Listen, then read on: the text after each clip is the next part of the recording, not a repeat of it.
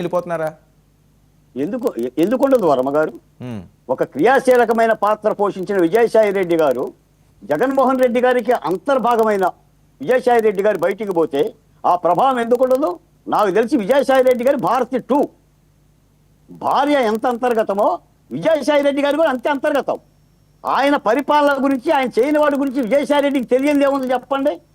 గొడ్డల వేటి దగ్గర నుంచి ఇప్పుడు వైఎస్ వివేకానంద రెడ్డి హత్య కేసుని గుడ్డెపోటుతో పోల్చింది మొట్టమొదటి వ్యక్తి ఎవరు?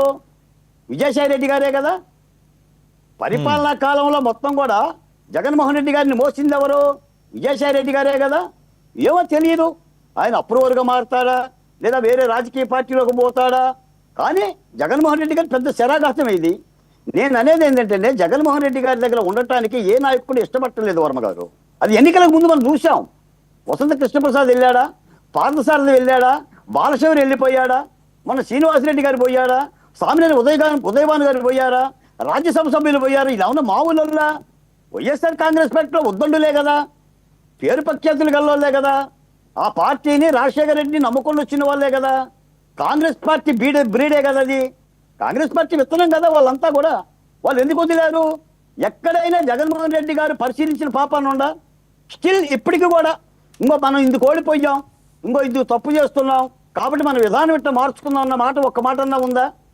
కేవలం ఈవీఎంలు మోసం చేసి నేను మాట్లాడటం, లేదా మాకు 40% ఓట్లు వచ్చి నేను మాట్లాడటం, మళ్ళీ మేము అధికారంలోకి వస్తే గుంజుకొస్తాం, లాక్కొస్తాం, పొడుస్తాం, చెరువులు వేస్తాం, చూస్తాం, ఈ వార్నింగ్లే కదా. కాబట్టి విధానం లేని నాయకుడు పక్కన ఉండలేరు.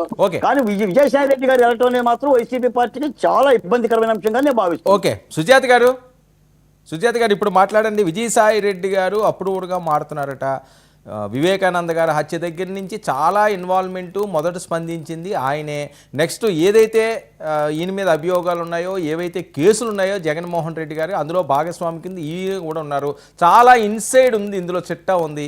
అదంతా హార్డ్ డిస్కులతోటి కూడా కేంద్రం ముందు ఉంచేశారు అని చెప్పి డోండి రాకేష్ గారు మాట్లాడే పరిస్థితి. సో మీకేమైనా ఇబ్బందికర పరిస్థితులు ఉన్నాయా వైసీపీకి కానీ లేదా జగన్మోహన్ రెడ్డి గారికి కానీ? ఆ భయం ఏమైనా ఉందా మీకు? వైసీపీ పార్టీలో నెంబర్ 2 అనేది ఎప్పుడూ లేదండి.